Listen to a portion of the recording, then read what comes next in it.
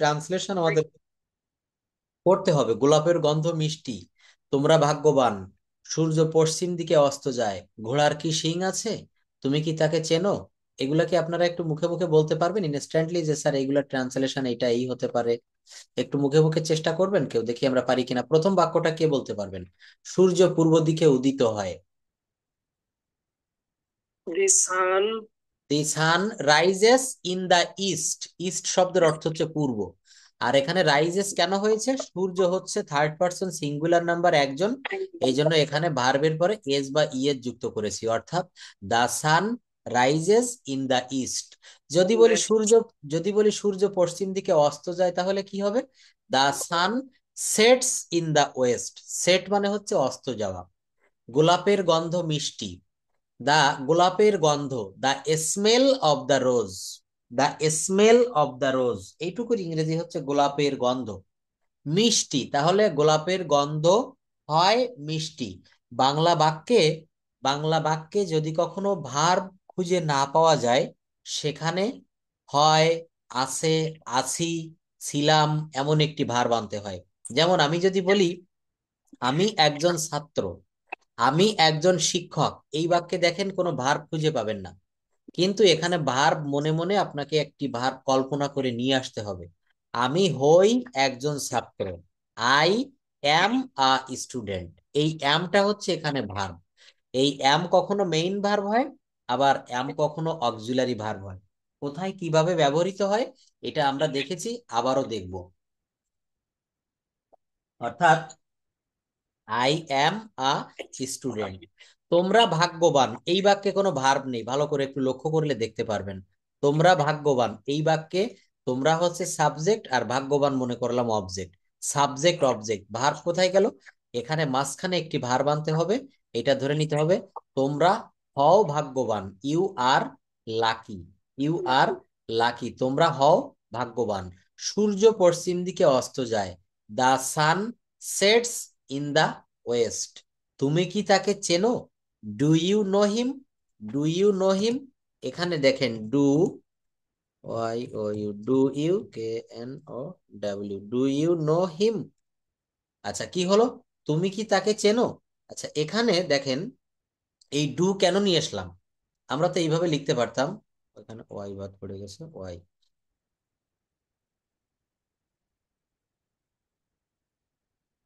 আচ্ছা বাটনে কাজ করছে না, এখানে একটি ওয়াই হবে, ওয়াই, হয় এবার হয়েছে। ডু ইউ নো হিম, দেখেন এটার অর্থ কি? তুমি কি তাকে চেনো। এখানে একটি অক্সিলারি ভার্ব এসেছে ডু। এখানে এই ডু এর কিন্তু স্পেশাল কোনো অর্থ হয় না, এটার বাংলা কোনো অর্থ হয় না। এই ক্লাসটি আমরা আজকে খুব ভালোভাবে দেখব যে ডু, ডাজ, ডিড ইংরেজি ভাষাটা শিখতে গেলে কতটা গুরুত্বপূর্ণ ভূমিকা পালন করে। ডু ইউ নো হিম, তুমি কি তাকে চেনো। তুমি কি চা পান করো। Do you drink tea or do you take tea. Doctor Mohammad Yunus কে। আচ্ছা দেখেন এই বাক্যটা আপনারা নিজেরা বলেন তো, ডক্টর মোহাম্মদ ইউনুস কে। তাহলে এখানে প্রথমে প্রশ্ন করতে হচ্ছে কে ইংরেজি কি, হু। তাহলে প্রথমে একটা ইন্টারোগেটিভ ইয়ে নিয়ে আসলাম, প্রোনাউন নিয়ে আসলাম, হু, ডাব্লিউ এইচ ও, হু। এরপর কি আনতে হবে? এরপর আমাকে একটি ভার্ব আনতে হবে, হু ইজ। হু ইজ কে হয়, তারপর কি? Doctor Muhammad, H S H A M A D, who is doctor Mohammad Yunus, Y O U N U S. দেখেন ডক্টর মোহাম্মদ ইউনুস কে, who is doctor Mohammad Yunus. যদি বলা হয় আপনি কে, এটার ইংরেজি কি হবে? Who are you. তোমার কি একটি পাখি আছে? Do you have a bird. Do you have a bird, দেখেন এখানে আমি ডু কেন লিখলাম? কারণ প্রেজেন্ট ইনডেফিনিট টেন্সে কোনো প্রশ্ন করতে গেলে ডু বা ডাজ আসে। প্রেজেন্ট ইনডেফিনিট টেন্সে কি আসে? ডু বা ডাজ। পাস্ট ইনডেফিনিট টেন্সে কি আসে? ডিড আসে। দেখেন এই জায়গাটা আমরা এই ক্লাসটা করলে সব ভালোভাবে বুঝতে পারবো যে কোথায় ডু ডাজ ডিড এর ব্যবহার করব।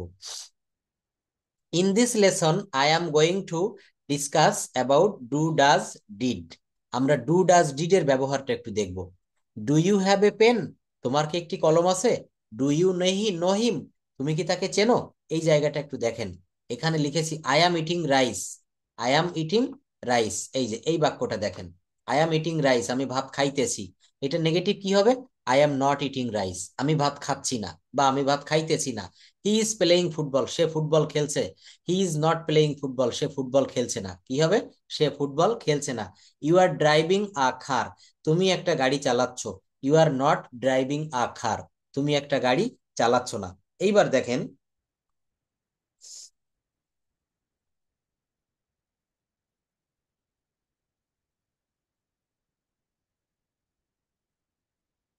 এই বাক্যগুলা, আই প্লে ফুটবল, আমি ফুটবল খেলি। আই প্লে ফুটবল, এটা প্রেজেন্ট ইনডেফিনিট টেন্সের একটি অ্যাফার্মেটিভ বাক্য। আই প্লে ফুটবল, আমি ফুটবল খেলি। এটা নেগেটিভ কি হবে? I do not play football. কি হবে বলেন তো? I do not play football, আমি ফুটবল খেলি না। এটার ইন্টারোগেটিভ কি হবে দেখেন? Do I play football. ইন্টারোগেটিভটা কি হবে? ডু আই প্লে ফুটবল, আমি কি ফুটবল খেলি? তো এখানে ডু কেন নিয়ে আসলাম? এই ডুটা কেন আনলো? কেন এখানে আসলো? দেখেন, বলা হচ্ছে যে প্রেজেন্ট ইনডেফিনিট টেন্সে ডু বসে। প্রেজেন্ট ইনডেফিনিট টেন্সে ডু বসে, এবং সাবজেক্ট যদি থার্ড পারসন সিঙ্গুলার নাম্বার হয় তাহলে ডাজ বসে।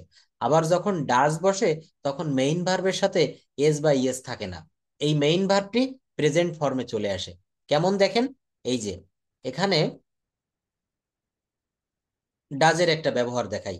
হি প্লেস ফুটবল, এই বাক্যটা সবাই একটু ভালোভাবে লক্ষ্য করবেন।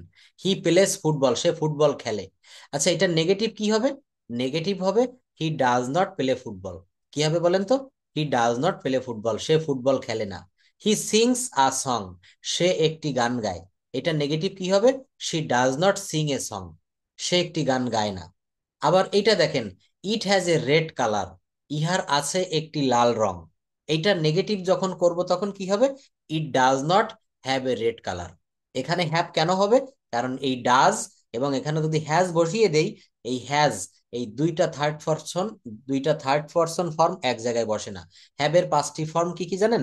হ্যাভ, এটা V1, V2 হচ্ছে হ্যাড, V3ও হ্যাড, আইএনজি ফর্ম হচ্ছে হ্যাভিং, এবং থার্ড পারসন ফর্ম হচ্ছে হ্যাজ। থার্ড পারসন ফর্ম কি হবে বলেন? Has. Have, had, had, having এবং হ্যাজ। তো দেখেন, এই ক্লাসটা আমরা একেবারে শুরু থেকে যদি একটু আলোচনা করি আপনাদের বুঝতে খুবই সুবিধা হবে। এখানে বলা হচ্ছে যে আমরা জানি এই তিনটা ভার্ব আমাদের কাছে খুবই পরিচিত সেন্টেন্সে। এটি ভিন্ন ভিন্ন স্ট্রাকচার অনুযায়ী ভিন্ন ভিন্ন ভাবে বসে। এই ভার্বগুলো কখনো সেন্টেন্সকে নেগেটিভ, আবার কখনো ইন্টারোগেটিভ করে, আবার কখনো মেইন ভার্ব অথবা প্রিন্সিপাল ভার্ব হিসেবে বসে থাকে। এই ভিন্ন ভিন্ন ব্যবহারের কারণে ডু ডাজ ডিড নিয়ে আমাদের মধ্যে কনফিউশন তৈরি হয়। আমাদের ভিতরে এই ডু ডাজ এবং ডিড নিয়ে প্রচুর পরিমাণে কনফিউশন থাকে। এই ক্লাসটি থেকে আমরা ডু ডাজ ডিড এর সকল ধরনের সমস্যা এবং জটিলতার সমাধান করব। ফার্স্ট অফ অল, আমরা যেটা জানি সেটা হচ্ছে ডু মানে করা, যেটা একটা মেইন ভার্ব হিসেবে বসে। দেখেন, ডু মানে কি? করা। যেমন এই বাক্যটা দেখেন, আই ডু মাই ওয়ার্ক, আমি আমার কাজ করি। এখানে কি? এখানে ডুটা কিন্তু মেইন ভার্ব হিসেবে বসেছে। দেখেন, আই ডু মাই ওয়ার্ক, এই বাক্যে কিন্তু আর কোনো ভার্ব নেই। এখানে কি আর কোনো ভার্ব আছে? নেই। I do my work. এখানে দেখেন, এই ডু এর পাস্ট ফর্ম নিয়ে এসেছি ডিড। ডু এর পাস্ট ফর্ম কি এসেছি বলেন? ডিড। দেখেন, এই যে হি ডিড হিজ ওয়ার্ক, সে তার কাজটি করেছিল। আচ্ছা, এইটা প্রেজেন্ট পারফেক্ট টেন্সের একটা বাক্য কি হবে? He has done his work.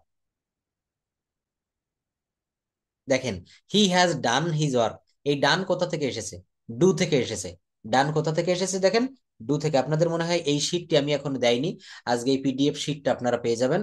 এখানে প্রেজেন্ট ফর্ম V1, এখানে পাস্ট ফর্ম V2, এখানে পাস্ট পার্টিসিপাল ফর্ম V3।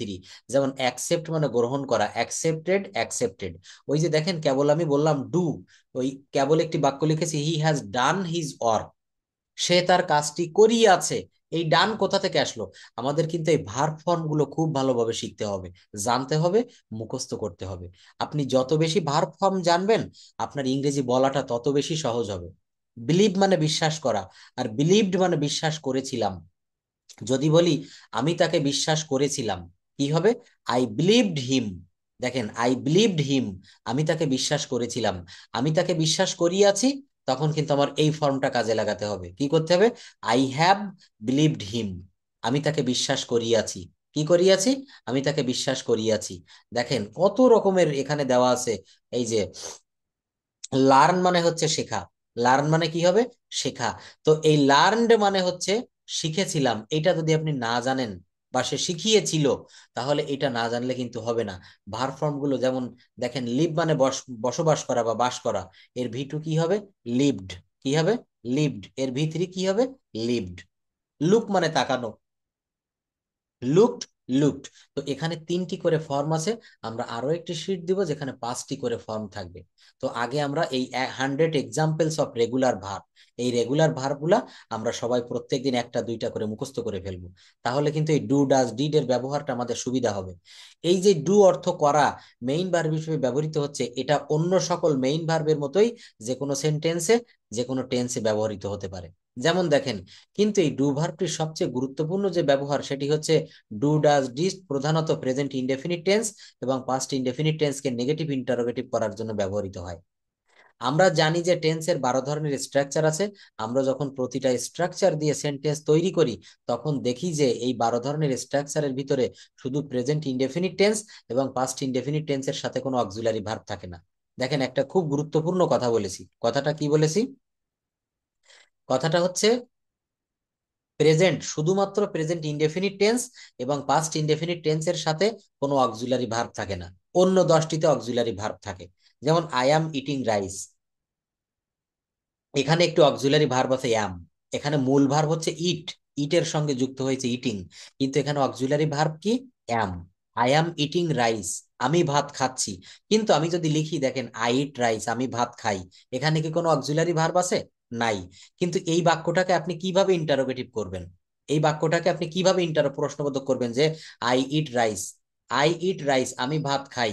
এই বাক্যটাকে কোনোভাবে কি একটু ইন্টারোগেটিভ করা যায়? দেখেন তো, এই বাক্যটাকে 4 প্রকারে একটু মুভ করেন তো। Interrogative, negative interrogative, affirmative. হ্যাঁ, ডু উই না, ডু ইউ না, আই। Do you? ইউ না, Oh, এখানে আই আচ্ছা। আছে। Do I eat rice, do I eat rice, আমি কি ভাত খাই? আমি কি ভাত খাই না? তখন ওই ডু এর পরে নট যোগ করতে হবে। Don't I eat rice, right, right. Don't you go to school, তুমি কি স্কুলে যাও না? ডোন্ট ইউ টেক টি, তুমি কি চা খাও না?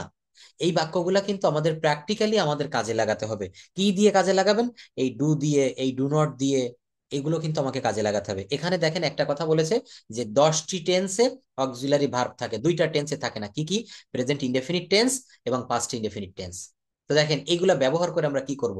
এছাড়া আমরা আরো একটা বিষয় জানি যে যদি কোনো সেন্টেন্সকে অ্যাফার্মেটিভ থেকে নেগেটিভ করতে হয়, যদি কোনো সেন্টেন্সকে অ্যাফার্মেটিভ থেকে নেগেটিভ করতে হয়, তাহলে সেই সেন্টেন্স এর যে অক্সিলারি ভার্ব থাকে শুধুমাত্র সেই ভার্বের সাথে নট বসিয়ে দিলে নেগেটিভ হয়ে যায়। একটু আমরা উদাহরণ দেখি। আই অ্যাম ইটিং রাইস, এখানে একটু অক্সিলারি ভার্ব আছে, কি বলেন তো? অ্যাম। তো এইটাকে যদি আমি নেগেটিভ করতে চাই কি হবে? I am not eating rice, I am not eating rice, আমি ভাত খাচ্ছি না। হি ইজ প্লেয়িং ফুটবল, সে ফুটবল খেলছে। এটা নেগেটিভ কি হবে? He is not playing football, সে ফুটবল খেলছে না। দেখেন, হি ইজ প্লেয়িং ফুটবল, সে ফুটবল খেলছে, আর he is not playing football, সে ফুটবল খেলছে না। দে আর ওয়াচিং টিভি, তারা টিভি দেখছে। এটা নেগেটিভ কি হবে? এই যে আর নামক একটি অক্সিলারি ভার্ব আছে, এরপরে নট যোগ করে দিতে হবে, দে আর ওয়াচিং টিভি। যদি বলি আমি মাছ ধরছি, আই অ্যাম ক্যাচিং ফিশ, এটা নেগেটিভ কি হবে? I am not catching fish, I am not catching fish. আমি স্কুলে যাচ্ছি, I am going to school, আমি স্কুলে যাচ্ছি না, I am not going to school. খুবই ইজি একটা বিষয়। দেখেন, I have eaten rice, sorry, I have eaten my dinner, আমি আমার ডিনার করেছি। এটা নেগেটিভ কি হবে? এখানে অনেকেই কিন্তু এই হ্যাভটাকে আমরা মেইন ভার্ব ভাবি, কিন্তু না, এটা ভাবা যাবে না। এখানে মেইন ভার্ব হচ্ছে ইটেন। ইটেন, ইট থেকে এসেছে ইটেন। এই ইটেন ভার্বের কোন ফর্ম বলতে পারেন? এটা V3 form. I have not eaten my dinner, আমি ডিনার করিনি বা খাইনি। He has finished his work, he has not finished his work. আমরা এই বাক্যগুলো একটু পড়ে ফেলবো। এখানে প্রথম থেকে একজন একটু পড়েন। I am eating rice, I am not eating rice, একজন একটু পড়ে ফেলেন। আই এম ইটিং রাইস, আমি ভাত খাচ্ছি। I am not eating rice, আমি ভাত খাচ্ছি না। হি ইজ প্লেয়িং ফুটবল, সে ফুটবল খেলতেছে। He is not playing football, সে ফুটবল খেলতেছে না। দে আর ওয়াচিং টিভি, তারা টিভি দেখতেছে। They are not watching TV, তারা টিভি দেখতেছে না। You are driving a car, তুমি গাড়ি চালাচ্ছ। You are not driving a car, তুমি গাড়ি চালাচ্ছ না। Rahim has completed his work, Rahim তার কাজ শেষ করেছে। Rahim has not completed his work, ধন্যবাদ, রহিম থ্যাংক তার ইউ, কাজ শেষ থ্যাংকস এ লট। আর করেনি। পড়তে হবে না। দেখেন, এখানে প্রত্যেকটা অক্সিলারি ভার্ব আছে। অক্সিলারি ভার্বের পরে নট যোগ করে আমি কি করেছি? অক্সিলারি ভার্বের পরে নট যোগ করে নেগেটিভ করে দিয়েছি। খুবই সহজ। এবার দেখেন আমরা কি করব। ইন দ্য সেম ওয়ে, একইভাবে আমরা জানি যে কোনো সেন্টেন্সকে যদি অ্যাফার্মেটিভ থেকে ইন্টারোগেটিভ করতে চাই, তাহলে ওই অ্যাফার্মেটিভ সেন্টেন্সে যে অক্সিলারি ভার্বগুলো আছে সেটা সবার প্রথমে নিয়ে আসলে ইন্টারোগেটিভ হয়ে গেল। আবার একটু শোনেন, ইন দ্য সেম ওয়ে, যেভাবে নেগেটিভ করেছেন সেইভাবে আমরা জানি যে কোনো সেন্টেন্সে যদি অ্যাফার্মেটিভ থেকে ইন্টারোগেটিভ করতে হয়, ওই অ্যাফার্মেটিভ সেন্টেন্সে যে অক্সিলারি ভার্বগুলো আছে সেটা সবার প্রথমে নিয়ে আসলে ইন্টারোগেটিভ হয়ে যায়। কি হয়ে যায়? ইন্টারোগেটিভ। দেখেন, I am eating rice, I am eating rice, আমি ভাত খাচ্ছি। এটা ইন্টারোগেটিভ কি হবে? এখানে দেখেন একটা অক্সিলারি ভার্ব আছে অ্যাম, এই অ্যামটাকে সবার প্রথমে আনতে হবে। Am I eating rice? Is he playing football? Are they watching TV? Are you driving a car? Has Rahim completed his work? Have I eaten my dinner? অর্থাৎ ওই অক্সিলারি ভার্বটা সবার প্রথমে নিয়ে আসলে কি হবে বলেন তো? ইন্টারোগেটিভ হয়ে যাবে, অর্থাৎ প্রশ্নবোধক হয়ে যাবে। এতটুকু কি সবাই বুঝতে পারছেন যে ইন্টারোগেটিভ কিভাবে করব? অক্সিলারি ভার্ব থাকলে জি অক্সিলারি স্যার। ভার্বটা প্রথমে আনলেই কিন্তু ইন্টারোগেটিভ হয়ে যাবে, অর্থাৎ প্রশ্নবোধক হয়ে যাবে।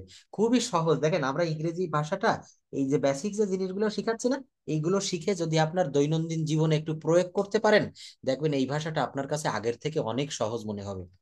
আপনি পৃথিবীর যে কোনো বাক্যকে এই নিয়মে অ্যাফার্মেটিভ থেকে ইন্টারোগেটিভ করতে পারবেন। কোন নিয়মে? ওই অ্যাফার্মেটিভ সেন্টেন্সে যদি অক্সিলারি ভার্ব থাকে, অক্সিলারি ভার্বটা প্রথমে আনতে হবে, আর কিচ্ছু করা লাগবে না। আমার কথাটা কি বুঝতে পেরেছেন সবাই? জি স্যার। দেখেন এখানে জি আমি স্যার। আমি তাহলে মনে করেন 1000 অ্যাফার্মেটিভ শব্দ জানি, 1000 অ্যাফার্মেটিভ সেন্টেন্স জানি। ওই 1000কে মাত্র 1 মিনিটে 2000-এ রূপান্তর করা যায়। কিভাবে? অ্যাফার্মেটিভ বাক্যটা প্রথমে অ্যাফার্মেটিভ ওই যে ওয়ার্ড অর্থাৎ অক্সিলারি ভার্ব ওইটা প্রথমে আনলে এবং পরবর্তীতে একটা জিজ্ঞাসাবাদক চিহ্ন দিলে বাক্যটা ইন্টারোগেটিভ হয়ে যাবে। অ্যাম আই ইটিং রাইস? আপনি মনে করেন আপনার একজনকে আপনার সামনে বসে আছে, তাকে আপনি মনে মনে বলবেন যে আপনি কি ভাত খাচ্ছেন? তো এটা কিভাবে বলবেন? আপনি ভাত খাচ্ছেন, এইটার ইংরেজি কি? You are eating rice. তো এখানে একটি অক্সিলারি ভার্ব আছে আর, এই আরটাকে আপনি প্রথমে নিয়ে আসেন তো। Are you eating rice? Are you eating rice? আপনি কি ভাত খাচ্ছেন? ব্যাস হয়ে গেল। ইউ আর প্লেইং ফুটবল, তুমি ফুটবল খেলছো। তো আপনি তাকে প্রশ্ন করবেন যে আপনি কি ফুটবল খেলছেন? এটা কি হবে? Are you playing football? অর্থাৎ এখানে আমাকে বলা হচ্ছে ইন দা সেম ওয়ে। আমরা জানি, এই জায়গাটা দেখেন আমি একটু মার্ক করি। ইন দ্য সেম ওয়ে আমরা জানি যে কোনো সেন্টেন্সকে যদি অ্যাফার্মেটিভ থেকে ইন্টারোগেটিভ করতে হয়, তাহলে ওই অ্যাফার্মেটিভ সেন্টেন্সে যে অক্সিলারি ভার্বগুলো আছে সেটা সবার আগে নিয়ে আসলেই ইন্টারোগেটিভ হয়ে যাবে। এইবার একটু আমরা দেখব, এখন আমাদের ভাবতে হবে যে সকল অ্যাফার্মেটিভ সেন্টেন্সে অক্সিলারি ভার্ব থাকে না। আমি তো সহজে দেখিয়ে দিলাম যে যেখানে অ্যাফার্মেটিভ করতে গেলে ওই অক্সিলারি ভার্বটা প্রথমে আনলে ইন্টারোগেটিভ হয়ে যাবে। কিন্তু বলছে অ্যাফার্মেটিভ সেন্টেন্সে যেখানে অক্সিলারি ভার্ব থাকে না, সেই সকল সেন্টেন্স গুলাকে কিভাবে নেগেটিভ অথবা ইন্টারোগেটিভ করব। কিভাবে আমরা কি করব? নেগেটিভ করব অথবা ইন্টারোগেটিভ করব, এটা একটু দেখব। দেখেন, আমি আগেই বলেছি যে শুধুমাত্র প্রেজেন্ট ইনডেফিনিট টেন্স এবং পাস্ট ইনডেফিনিট টেন্সের সেন্টেন্সে কোনো ধরনের অক্সিলারি ভার্ব থাকে না। কি বলেছি? প্রেজেন্ট ইনডেফিনিট টেন্স এবং পাস্ট ইনডেফিনিট টেন্সে কোনো ধরনের অক্সিলারি ভার্ব থাকে না। যেমন এখানে আমি একটা বাক্য লিখলাম, প্রেজেন্ট ইনডেফিনিট টেন্সের একটা বাক্য, I E A T, I eat rice, R I C E. এইটা দেখেন, আই ইট রাইস, আমি ভাত খাই, এই বাক্যটা প্রেজেন্ট ইনডেফিনিট টেন্সের একটি অ্যাফার্মেটিভ বাক্য। এখানে কিন্তু কোনো অক্সিলারি ভার্ব নাই, আই ইট রাইস। তো এই বাক্যগুলাকে আপনি কিভাবে ইন্টারোগেটিভ করবেন এবং কিভাবে নেগেটিভ করবেন, দেখেন। সো যখন আমরা কোনো প্রেজেন্ট ইনডেফিনিট টেন্স অথবা পাস্ট ইনডেফিনিট টেন্সের সেন্টেন্স গুলাকে নেগেটিভ অথবা ইন্টারোগেটিভ করতে যাব, তখন আমাদের এই ডু ভার্বের সাহায্য নিতে হবে। কি নিতে হবে? এই যে আমরা আজ আমাদের পড়ার মূল বিষয় হচ্ছে ডু ডাজ ডিড ভার্বের ব্যবহার। তো বলছে যে আমরা যখন প্রেজেন্ট ইনডেফিনিট টেন্স এবং পাস্ট ইনডেফিনিট টেন্সের সেন্টেন্স গুলাকে নেগেটিভ অথবা ইন্টারোগেটিভ করতে যাব, তখন আমাদের এই ডু ভার্বের সাহায্য নিতে হবে। কেন নিতে হবে দেখেন, কারণ আমি আগেই বলেছি যে কোনো সেন্টেন্সকে নেগেটিভ অথবা ইন্টারোগেটিভ করতে হলে সেই সেন্টেন্সের অক্সিলারি ভার্বের সাথে নট দিলে নেগেটিভ হয় এবং অক্সিলারি ভার্বটা সবার আগে আনলে ইন্টারোগেটিভ হয়। কিন্তু আমি যদি এমন কোনো সেন্টেন্স লিখে থাকি যেখানে কোনো অক্সিলারি ভার্ব থাকে না, সেখানে কি করব? মনে করেন একটি বাক্য লিখলাম, আই অ্যাম ইটিং রাইস, এখানে একটি অক্সিলারি ভার্ব আছে অ্যাম। এই বাক্যটাকে ইন্টারোগেটিভ কিভাবে করবেন? অ্যাম আই ইটিং রাইস? ওই অক্সিলারি ভার্বটা প্রথমে আনলে ইন্টারোগেটিভ হয়ে যাবে।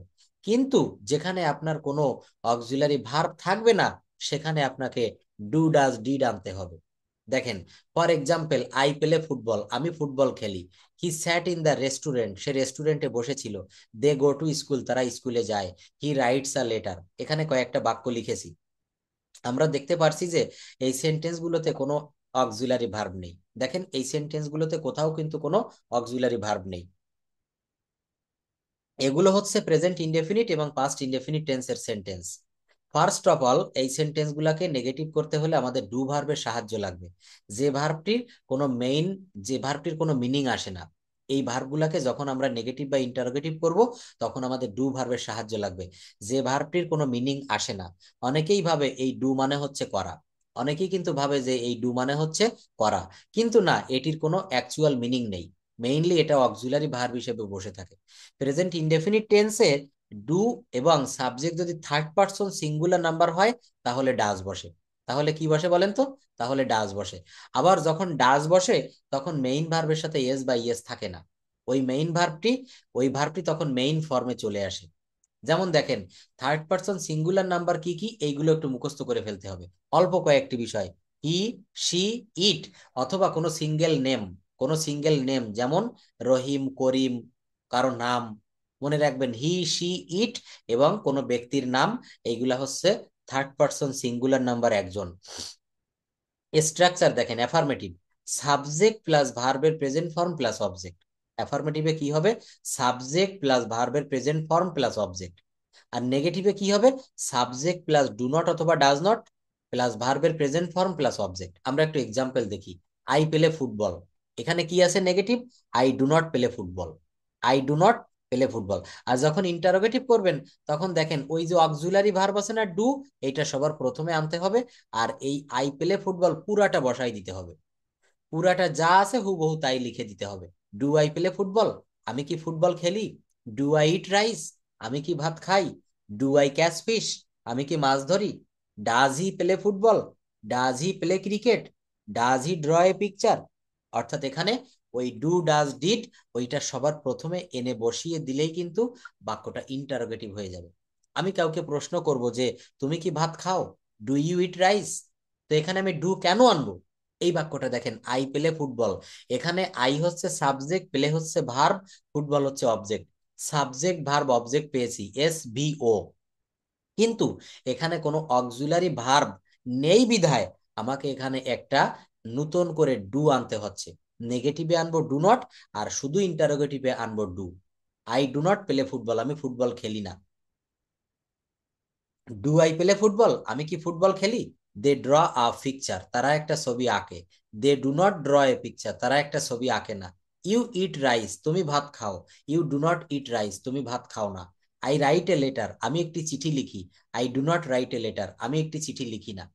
অর্থাৎ এখানে প্রেজেন্ট ইনডেফিনিট টেন্সে যেখানে কোনো অক্সিলারি ভার্ব থাকে না, অথবা পাস্ট ইনডেফিনিট টেন্সে, সেই জায়গাটাতে ডু, ডাজ, ডিড এর ব্যবহার করতে হবে। ডু, ডাজ, ডিড এর প্রেজেন্ট টেন্সে ডু এবং ডাজ এর ব্যবহার করে নেগেটিভ করব এবং নেগেটিভ ইন্টারোগেটিভ করব। নূপুর ভট্টাচার্য, একটু রেসপন্ড করেন প্লিজ। বুঝতে পারছেন আমি যা বুঝাচ্ছি, যে একটা বাক্যকে, একটা বাক্যকে কিভাবে, এগুলো দেখেন আমাদের প্র্যাকটিক্যালি কাজে লাগাতে হবে। আমি সবসময় একটি কথা বলি, আপনার নিজের ভিতরে আরেকটি মানুষ বা আরেকজন পার্টনারকে সৃষ্টি করতে হবে। আপনি তার সঙ্গে কথা বলবেন। আপনি রান্না করছেন রান্নাঘরে, আপনি মনে মনে বলবেন I am cooking now, I am cooking rice now, আমি এখন ভাত রান্না করছি। আই অ্যাম কুকিং কারি নাও, আমি এখন তরকারি রান্না করছি। গোসল করার সময় বলবেন I am taking a bath or I am taking a shower now. আপনি যখন গাড়ি চালাচ্ছেন বলবেন I am driving a car. আপনি গাড়ি চালিয়ে শেষ করেছেন, বাসায় এসে পৌঁছিয়েছেন, এটা প্রেজেন্ট পারফেক্ট টেন্সে বলবেন যে I have driven a car, I have driven a car, আমি একটা গাড়ি চালিয়েছি। আমি এইমাত্র ভাত খেয়েছি, I have eaten rice just now, I have eaten rice just now. অর্থাৎ এখানে আপনাকে মুখে মুখে এই যে বাক্যগুলো শিখাচ্ছি, এই বাক্যগুলো দিয়ে কথা বলতে হবে ইনস্ট্যান্ট। এই ধরনের কেউ অনেকগুলো বাক্য বলতে পারবেন? এইগুলো দেখে দেখে বলেন তো। আই প্লে ফুটবল, আমি ফুটবল খেলি।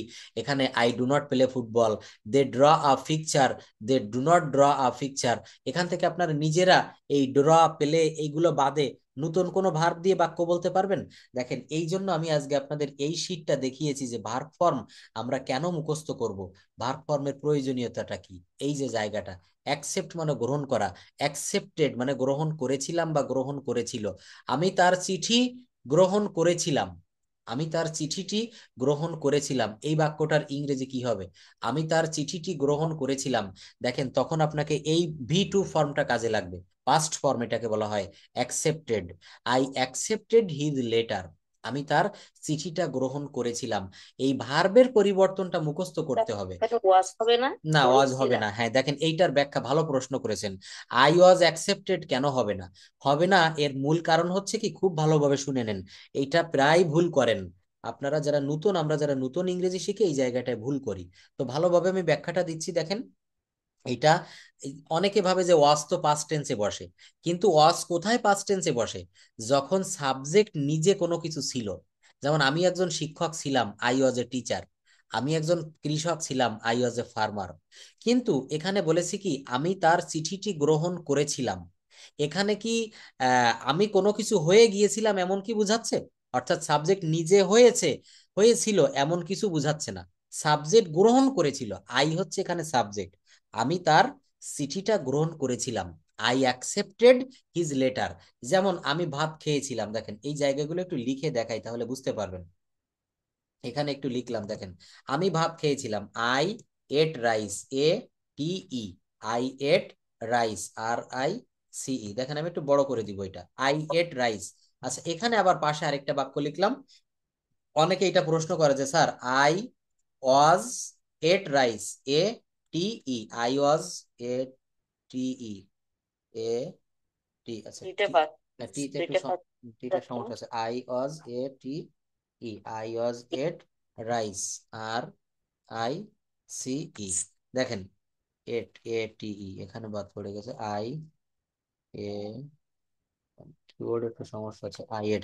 দেখেন এখানে আমি দুইটা বাক্য লিখেছি, খুব ভালোভাবে দেখেন, ব্যাখ্যাটা খুবই মজার। এটা আমরা অনেকেই ভুল করি এই জায়গাটা। আই এট রাইস, আমি ভাত খেয়েছিলাম, এটা হচ্ছে পাস্ট ইনডেফিনিট টেন্সের একটি বাক্য, আমি ভাত খেয়েছিলাম। আবার অনেকের প্রশ্ন থাকে স্যার এমনটি কেন হবে না, এইভাবে কেন হবে না, আই ওয়াজ এট রাইস। দেখেন আই এট রাইস এটা পাস্ট ইনডেফিনিট টেন্সের একটা বাক্য।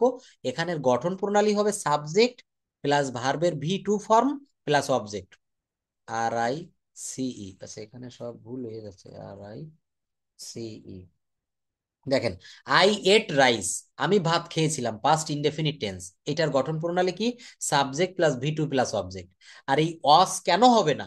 অজ হবে না এই কারণে, এই সাবজেক্ট নিজে যদি কোনো কিছু ছিল তখন কিন্তু এখানে অজ হবে। যেমন আমি একজন শিক্ষক ছিলাম, আই ওয়াজ এ টিচার। আমি একজন ইঞ্জিনিয়ার ছিলাম, আই ওয়াজ অ্যান ইঞ্জিনিয়ার। কিন্তু এখানে present continuous, sorry past continuous যদি হতো তখন অজের ব্যবহার করতেন। কিন্তু এই বাক্যটা তো past indefinite, I ate rice. আপনি প্রশ্ন করেছেন sir I was ate rice কেন হবে না, কিন্তু পাস্ট কন্টিনিউয়াস টেন্সে হলে আপনি লিখতে পারতেন আই ওয়াজ, এই ইট এর পরে ING দিতে হতো, আই ওয়াজ ইটিং রাইস।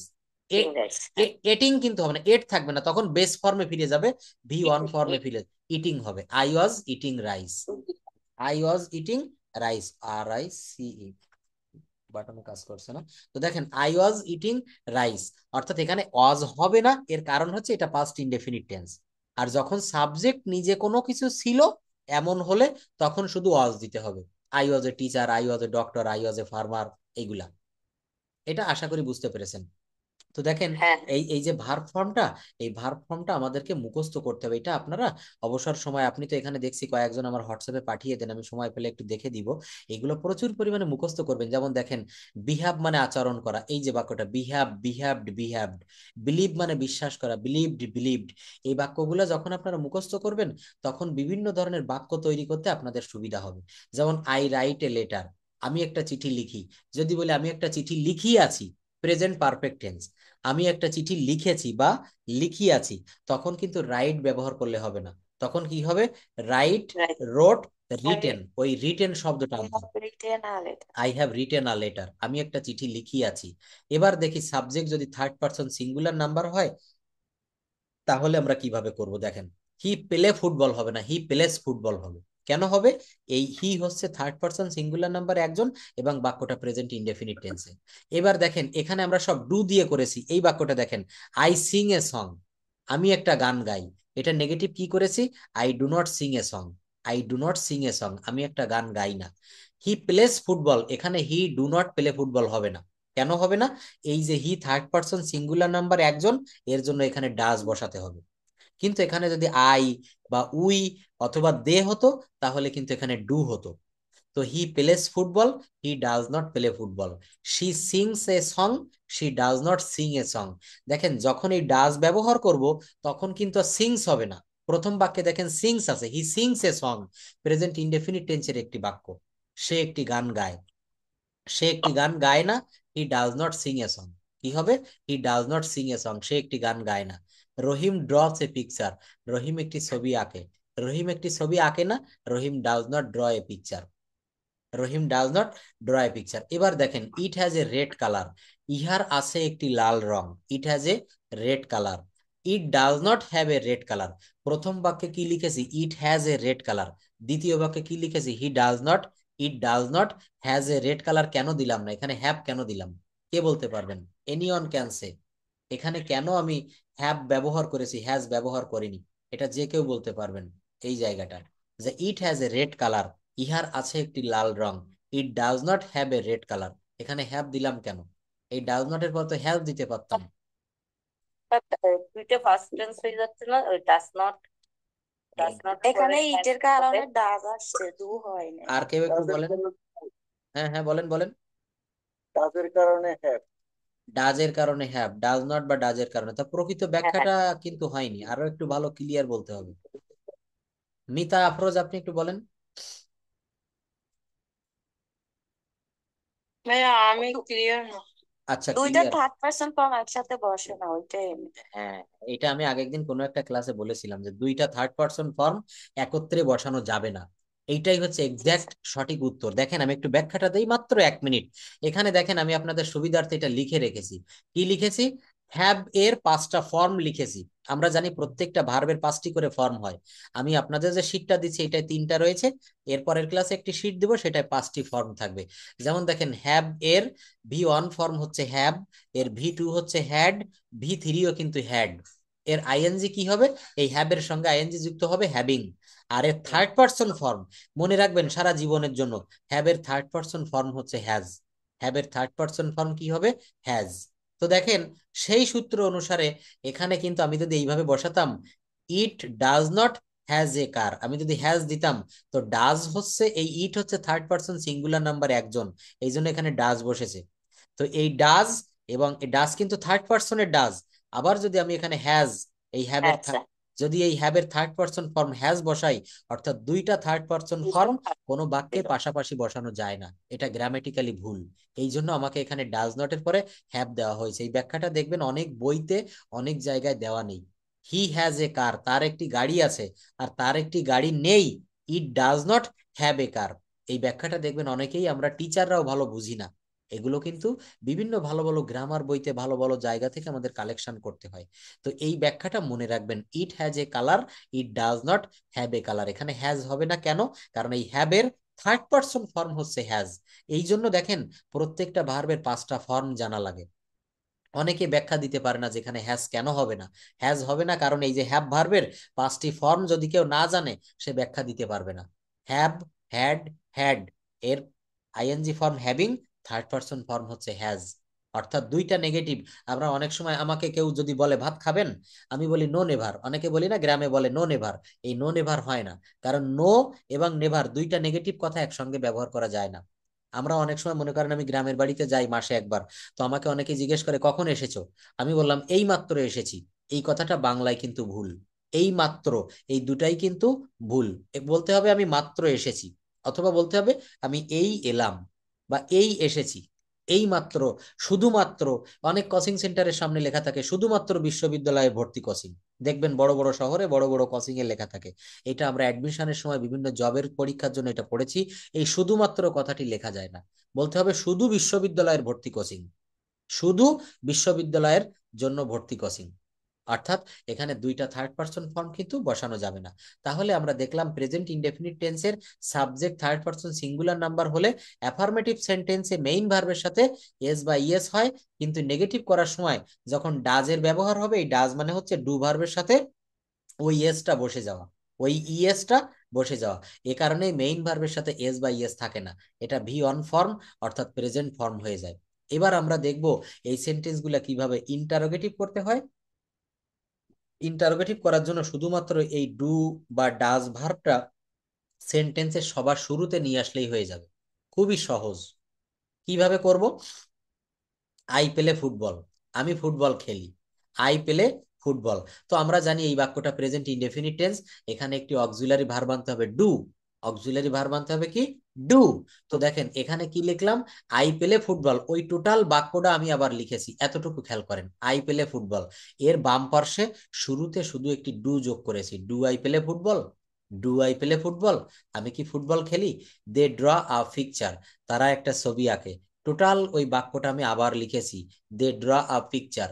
এর প্রথমে কি লিখেছি, do they draw a picture. অর্থাৎ এখানে কি বলেছি দেখেন, একটু পড়ে ফেলেন। এবার আমরা দেখব এই সেন্টেন্স গুলা কিভাবে ইন্টারোগেটিভ করতে হয়।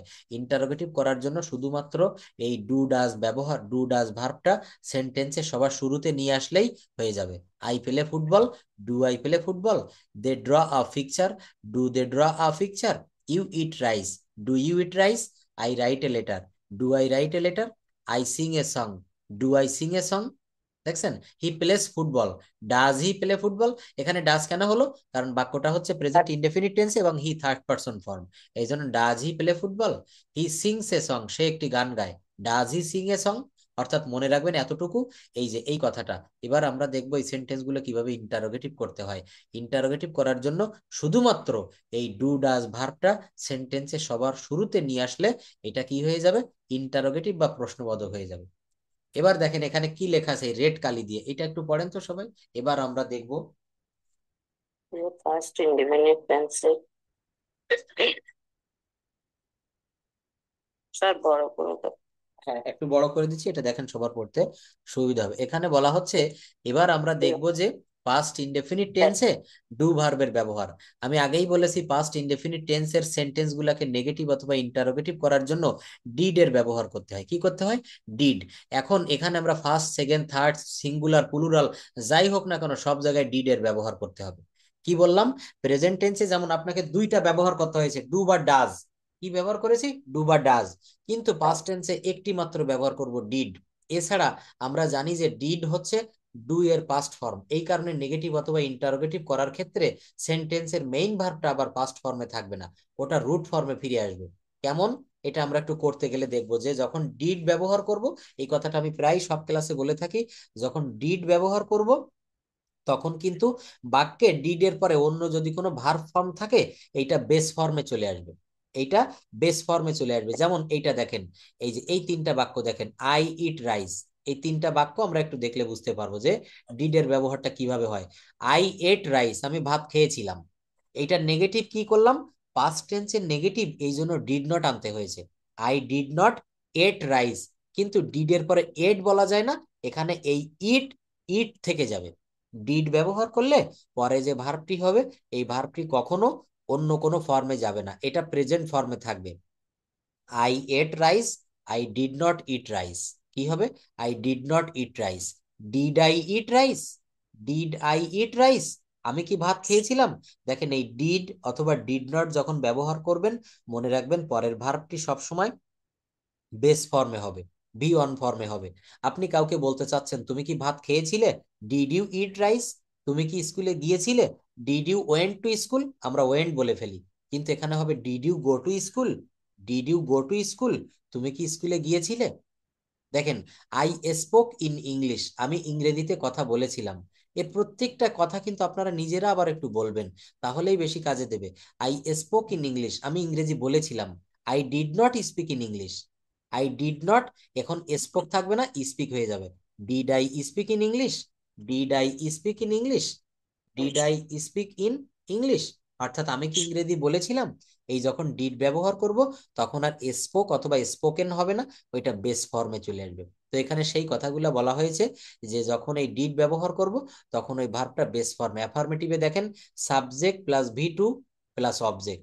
অ্যাফার্মেটিভে কি হয়, এই যে যেমন দেখেন, I played football, I ate rice, এটা কোন নিয়মে হয়েছে, সাবজেক্ট, সাবজেক্ট হচ্ছে আই। এই জায়গায় দেখেন, আই প্লেড ফুটবল, সাবজেক্ট কি, আই, তারপর ভি টু ফর্ম কি, প্লেড, আর তারপর অবজেক্ট কি বসেছে, ফুটবল। এবার নেগেটিভ করার সময় কি হবে দেখেন, খুবই সহজ, subject plus did not. Subject plus did not negative করার সময় দেখেন, এই যে এখানে একটি নেগেটিভ আছে, I did not play football. I did not play football, এই জায়গাটা দেখেন, এই যে I did not play football. তো এখানে নেগেটিভ কি করব, subject plus did not plus ভার্বের V one form plus object. তাহলে আই হচ্ছে সাবজেক্ট, তারপর ডিড নট, ভার্বের ভি অন ফর্ম হচ্ছে প্লে, আর ফুটবল তো থাকলো অবজেক্ট। তাহলে নেগেটিভ করব subject plus did not plus V one form plus object.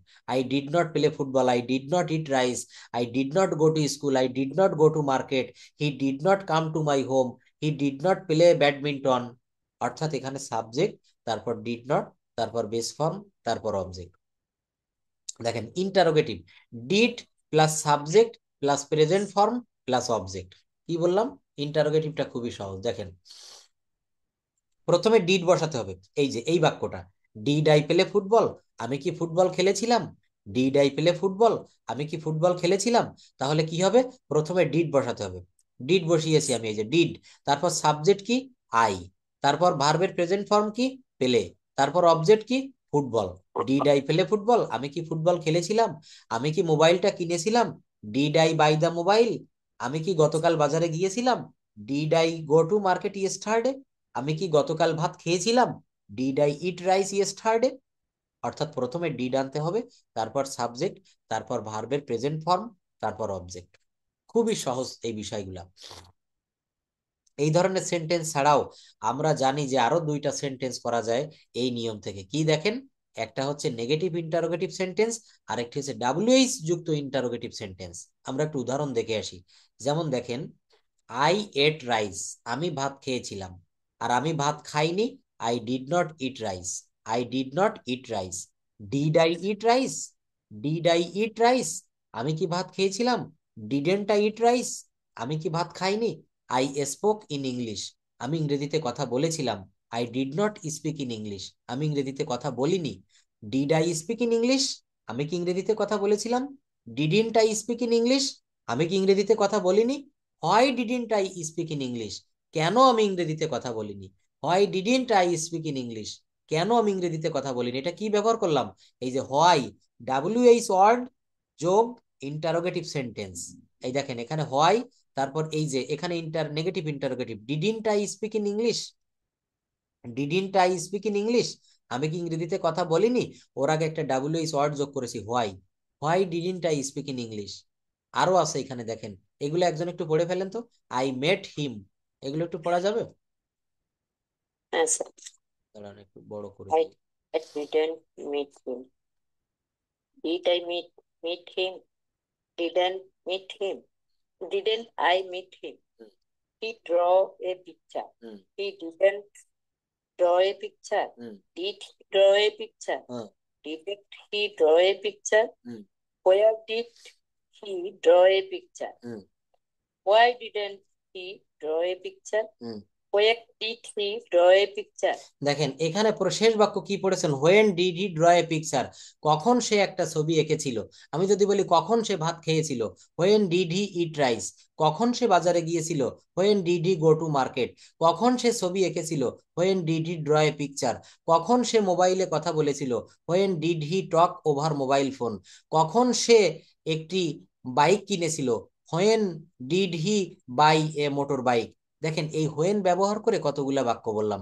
হয় ব্যবহার করে আপনাকে বলতে হবে, ফায়ার ব্যবহার করে বলতে হবে।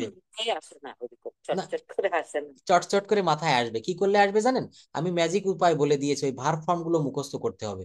এই যে ভার্ব ফর্ম গুলো দিলাম না, এই ভার্ব ফর্ম যত বেশি আপনি ভার্ব ফর্ম জানবেন, আমি এখানে দেখেন শুধু ভার্ব চেঞ্জ করতেছি।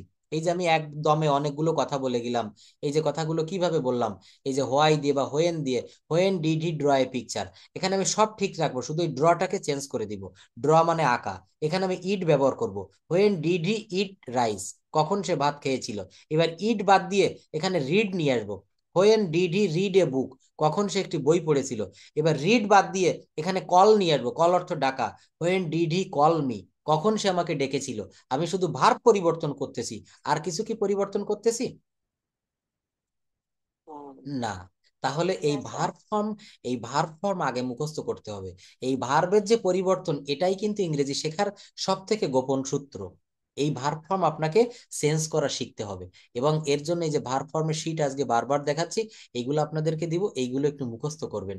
সবাই একটু কেমন যেন ঝিমিয়ে গেছেন, কেউ কোনো কথা বলছেন না আমার সঙ্গে, ক্লাসটা মনে হয় আজকে এনজয়েবল হচ্ছে না নাকি?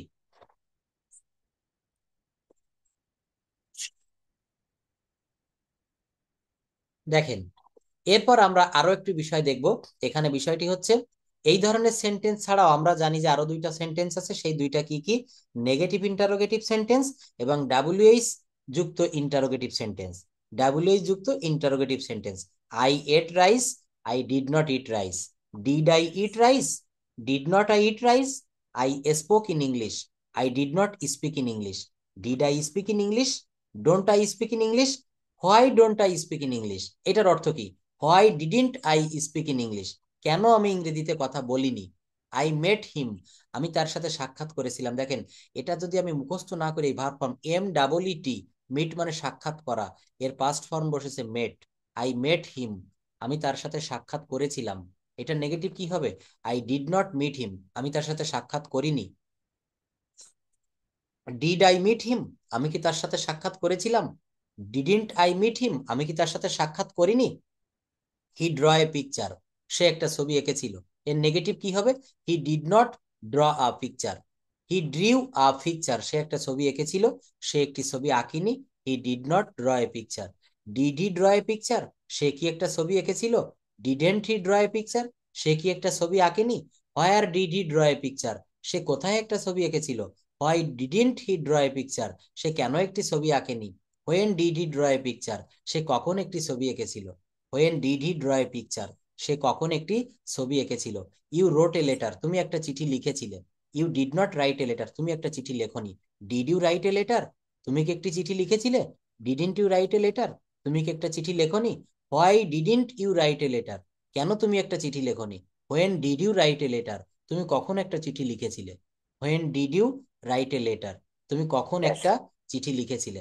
দেখেন, এখানে আরো কিছু দেওয়া আছে, এই ড্রোভ দিয়ে দেওয়া আছে। They drove a car, they did not drive a car. এখানে আমি যদি দে টা চেঞ্জ করে দেই আর এই ড্রোভটা চেঞ্জ করে দেই, কারও চেঞ্জ করে দিব, আমার নিয়ম ঠিক থাকবে। যেমন দে ড্রোভ এ কার, তারা একটা গাড়ি চালিয়েছিল। এইটা যদি আমি এইভাবে করি, তারা Sir, মাছ, please British. আমরা মাছ ধরেছিলাম। এখানে দে এর পরিবর্তে দিব উই, আর এই ড্রোভ এর পরিবর্তে দিব কট, ক্যাচ থেকে কট। উই কট এ ফিশ, আমরা একটা মাছ ধরেছিলাম। আমরা একটা মাছ ধরিনি। We did not catch a fish. That, that's a fish. আমরা কি একটা মাছ ধরেছিলাম। Did we catch a fish.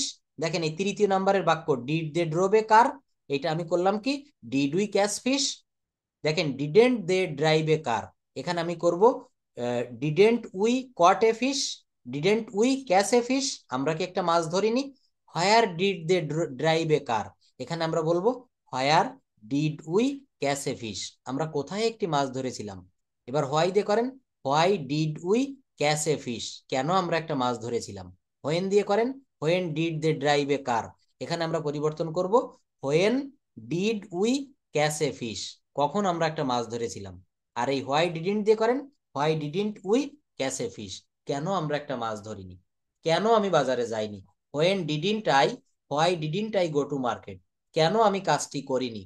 Why didn't I do the work, কেন আমি তার সাথে সাক্ষাৎ করিনি। Why didn't I meet with her. দেখেন, এই যে বাক্যগুলো না, এটা নিজেরা নিজেরা করতে হবে। এটা যত বেশি প্র্যাকটিস করবেন, এই পিডিএফ দেখবেন, আমার ক্লাস রেকর্ড দেখবেন, আর একটু প্র্যাকটিস করবেন। আর যদি প্র্যাকটিস না করতে পারেন, ইনস্ট্যান্টলি আমার সঙ্গে এখন কথা বলেন। এইভাবে আমি কথা বলাবো, কথা না বললে আপনাদের উপকারটা ওইভাবে আসবে না। মিতা, মিজানুর রহমান, শারমিন আক্তার, আপনারা এখন এইটার উপরে কেউ কথা বলতে পারবেন। এই যে এখানে দে ড্রোভ এ খার, এখানে আমি চেঞ্জ করে দিয়েছি, আমি একটি বলেছি উই কট এ ফিশ, এখানে আপনারা নিজেরা একটা বাক্য বলেন তো। এখানে সাবজেক্ট চেঞ্জ করে দেন, সাবজেক্ট হি দিয়ে করেন, হি। এবং এই ড্রোভের পরিবর্তে এখানে আপনারা রাইট থেকে নিয়ে আসেন রোট, হি রোট এ লেটার, সে একটা চিঠি লিখেছিল। ওই বাক্যগুলা ব্যবহার করে দেখেন তো, এগুলো আমরা একটু পড়তে পারি কিনা, এগুলো আমরা একটু বলতে পারি কিনা। এই বাক্যগুলো ব্যবহার করে এখানে আমাদেরকে একটু বলতে হবে। এই দেখেন, দে ড্রোভ এ কার, এখানে আমি কি বলেছি, এখানে রাইট দিয়ে করতে হবে। হি অথবা শি রোট এ লেটার, সে একটা চিঠি লিখেছিল। তারপর কি, they did not drive a car, তাহলে বলতে হবে she did not write a letter. Did they drive a car, এখানে বলতে হবে did she write a letter. দেখছেন, আমার নিয়ম ঠিক রেখে এইটা করে চলে যেতে হবে, তবেই কিন্তু আমরা উপকারটা পাবো। এখানে দেখেন এরই ধারাবাহিকতা আমরা আরেকটা ভার্ব আজকে একটু দেখবো, আমাদের হাতে এখনো অনেক সময় আছে। এটা হচ্ছে ইউজ অফ লেট ভার্ব। আমরা এই লেট ভার্বটা প্রায় ব্যবহার করি ইংরেজিতে। আমরা বলি না, চলো সিনেমা হলে যাই, সিনেমা দেখে আসি, চলো বিকেলে ঘুরতে যাই, চলো বেড়াতে যাই, সে আমাকে কাজটি করার অনুমতি দেয়। এই লেট ভার্বের কিন্তু অনেক ব্যবহার আছে, ইউজ অফ স্যার লেট লেটটা ভার্ব। একটু বোঝাইলে ভালো হতো। হ্যাঁ, কোনটা বলেন? Let let. হ্যাঁ, সেই লেটটা বুঝাচ্ছে, এই যে দেখেন ইউজ অফ লেট ভার্ব। দেখেন এটা দেখা যাচ্ছে মনে হয়, লেট হচ্ছে একটি গুরুত্বপূর্ণ ভার্ব, এর বিভিন্ন ধরনের ব্যবহার। দেখেন আপনাদের আজকে একটা হোমওয়ার্ক আমি দিয়ে দিচ্ছি, হোমওয়ার্কটা কি জানেন, সবাই একটু লিখে নেন। এটা হচ্ছে introduce your self, INTRODUCE, introduce your self, YOURSELF। আগামী ক্লাসে এইটা কিন্তু স্যার আপনাদেরকে দেখা আগামী, যাচ্ছে না। হ্যাঁ দেখা যাচ্ছে না তাই না, এটা আমি একটু বড় করে লিখে দিচ্ছি এখানে, introduce your self, introduce IN, আবার কালটা আলাদা হয়ে যাচ্ছে। প্রত্যেকটা ক্লাসে এইভাবে আমাদেরকে হোমওয়ার্ক নিতে হবে, তবেই আমাদের উন্নতি হবে। Introduce your self, INTRODUCE, introduce your self, YOURSELF, introduce your self, অর্থাৎ আপনার নিজের পরিচয়, এই আত্মপরিচয়টা দিতে হবে। এইটা কিন্তু আপনারা একটু পড়ে রাখবেন, একটু প্র্যাকটিস করে রাখবেন।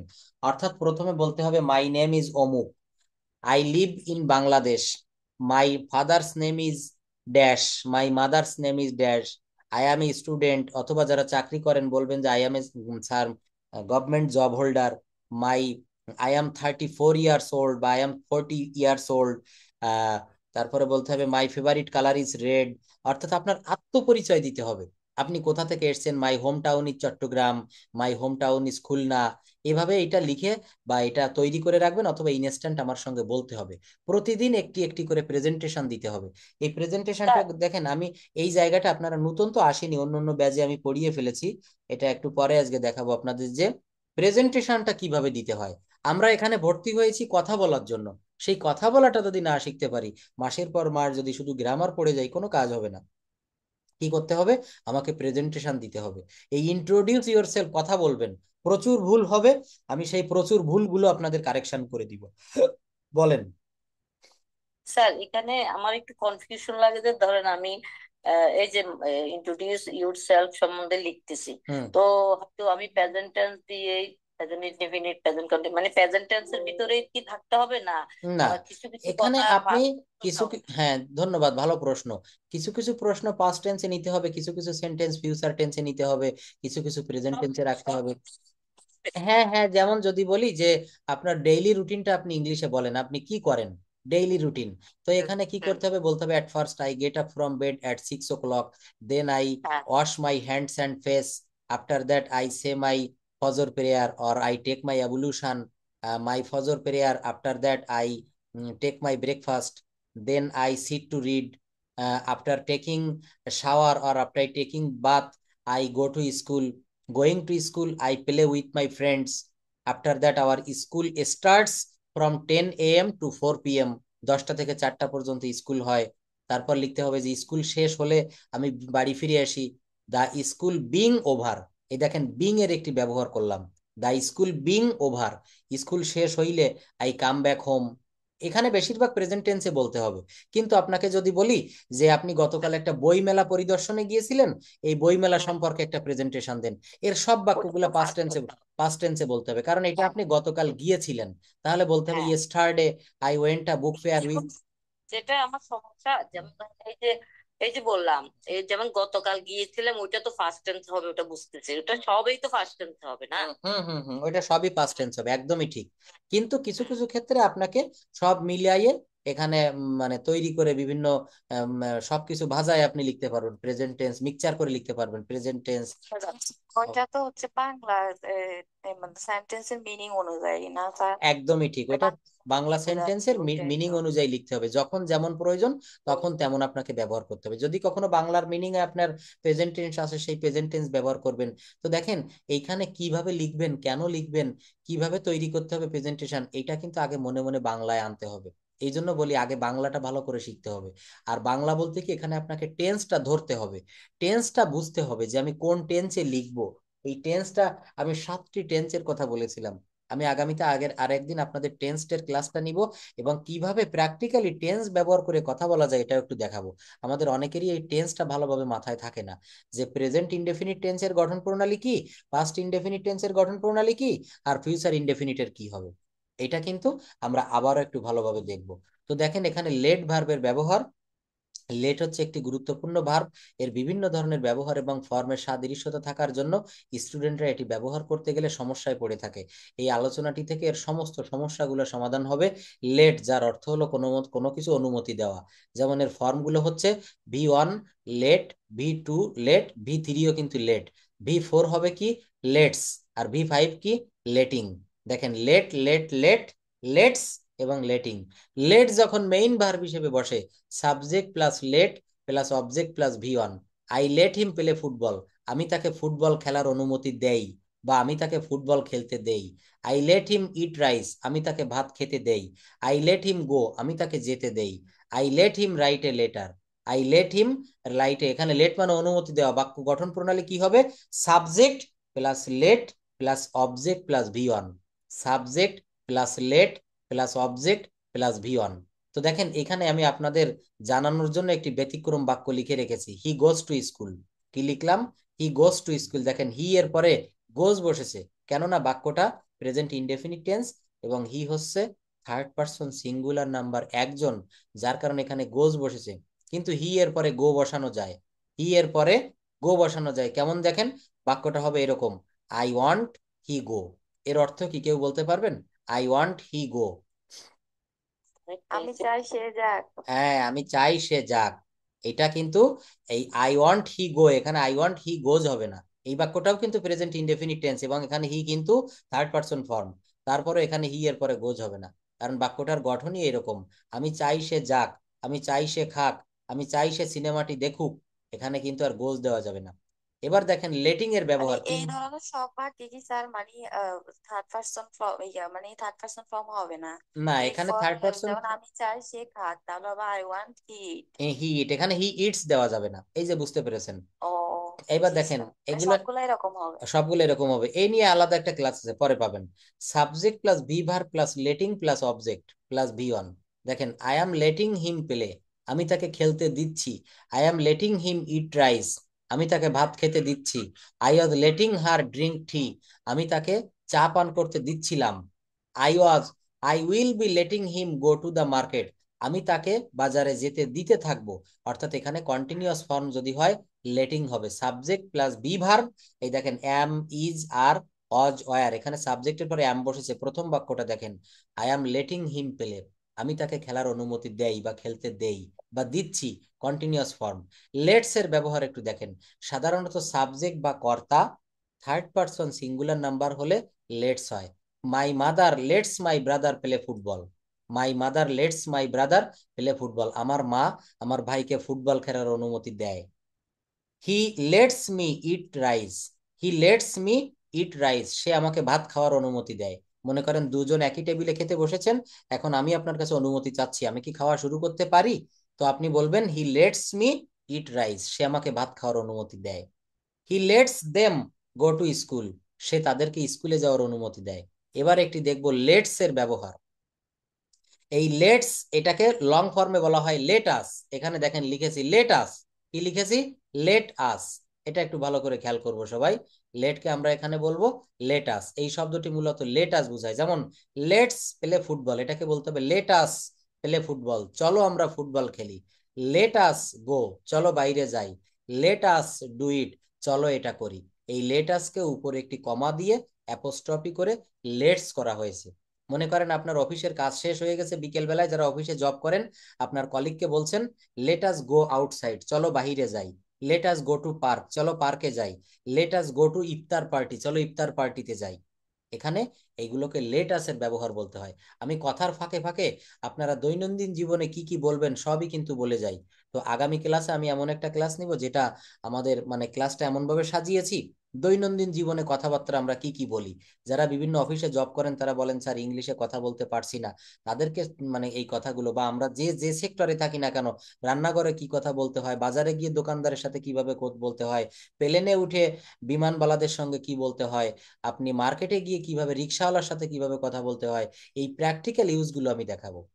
তো আজকে এই যে লেট ভার্বের ব্যবহারটা দেখালাম এবং present indefinite tense first indefinite টেন্সের ডু ডাজ ডিড এর যে ব্যবহারটি দেখালাম, এখানে কারো কি কোনো কোনো কোশ্চেন আছে বা কোনো বুঝতে সমস্যা হয়েছে এই জায়গাগুলোতে? স্যার আমার একটা প্রশ্ন আছে। বলেন, অনেকগুলো প্রশ্ন করেন। স্যার, স্যার, আপনি এখানে বলছেন না সে আমাকে ভাত খাওয়ার অনুমতি দেয়, হ্যাঁ হ্যাঁ। হি লেটস মি ইট রাইস। হুম হুম। তাহলে এখানে আমি যদি বলি যে আমাকে ভাত খাওয়ার অনুমতি দিয়েছিল, তাহলে কি হবে? না, এখানে কিন্তু he gave me let eat rice, এখানে কিন্তু আবার লেটটা একটু পরিবর্তন হয়ে যায়। প্রেজেন্ট টেন্সে শুধুমাত্র দেখেন এখানে এই যে subject plus let plus object plus V one, he let him play football, he let him play football. এখন এইখানে যদি আপনি বলেন যে লেট এর এখানে তিনটা ফর্মই দেখেন আমি লিখে দিয়েছি, এই এই প্রশ্নগুলো করতে হয়। দেখেন লেট, লেট, লেট, এই তিনটা ফর্মই কিন্তু এক। কিন্তু আমি যদি বলি যে সে আমাকে ফুটবল খেলার অনুমতি, এই যে I let him play football, আমি তাকে ফুটবল খেলার অনুমতি দেয়। কিন্তু এখানে যদি আপনি এই একই বাক্য I let him play football, আমি তাকে ফুটবল খেলার অনুমতি দিয়েছিলাম, এটাও বুঝাবে। কেন বুঝাবে? কারণ এই লেটের তিনটা ফর্মই এক। দেখেন আই লেট হিম গো, আমি তাকে যেতে দেই। কিন্তু যদি বলে আমি তাকে যেতে দিয়েছিলাম, আই লেট হিম গো, ওটাও কিন্তু একই মিনিং দিবে। আই লেট হিম, তবে এখানে এটা বলতে পারেন I let him went, I let him ate rice, I let him wrote a letter, I let oh, him. এইটাও ঠিক হবে স্যার? হ্যাঁ, এটাও ঠিক হবে। অর্থাৎ এখানে দেখেন এই ও, যে লেট, দেখেন এই যে ফর্মটা না, এটা আমি একটু আপনাদের দেখাই, এখানে আছে কিনা আমি বলতে পারবো না, তারপরে একটু দেখাই। এই যে 200 এক্সাম্পল, এখানে দেখবেন কিছু কিছু ভার্ব আছে এর তিনটা ফর্মই এক। যেমন একটি ভার্ব আছে কাট, সি ইউটি, কাট, কাট মানে কেটে ফেলা, এটা তিনটা ফর্মই কিন্তু এক, কাট কাট কাট। যদি বলা হয় আমি আমার নখ কেটেছিলাম, আই কাট মাই নেইল, এটার অর্থ কি দাঁড়ায় জানেন? আমি আমার নখ কাটি। আবার এই একই অর্থ আই কাট মাই নেইল, এটার বাংলা দাঁড়ায় আমি আমার নখ কেটেছিলাম। কারণ ওই কাট মানে হচ্ছে কাটা, আবার ওই কাট মানে হচ্ছে কেটেছিলাম। তো দেখেন এই যে জায়গাটা আজকে বুঝালাম, এই পিডিএফটা আমি এখনই দিয়ে দিচ্ছি, এই ক্লাস রেকর্ডটা একটু দেখবেন। আমি রেগুলার ওয়েতে যেভাবে আপনাদের ক্লাসটা সাজিয়ে দিচ্ছি, এইভাবে আপনারা প্রতিদিন একটু আমার সঙ্গে চর্চা করবেন।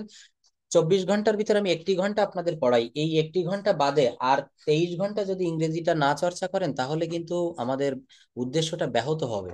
আমার সঙ্গে সঙ্গে আপনাদেরও পরিশ্রম করতে হবে। আমি আপনাদের পড়ানোর জন্য বিভিন্ন বই থেকে আগে থেকে পড়তে হয়, অনেক কিছু রেডি করতে হয়। আপনারাও কিন্তু আমার এই কথাগুলো ধরে রাখবেন, ক্লাস রেকর্ডটা দেখবেন, পিডিএফ ফাইলটা একটু দেখবেন, তবেই কিন্তু আপনাদের কাজে দিবে। এই না, এটা কিন্তু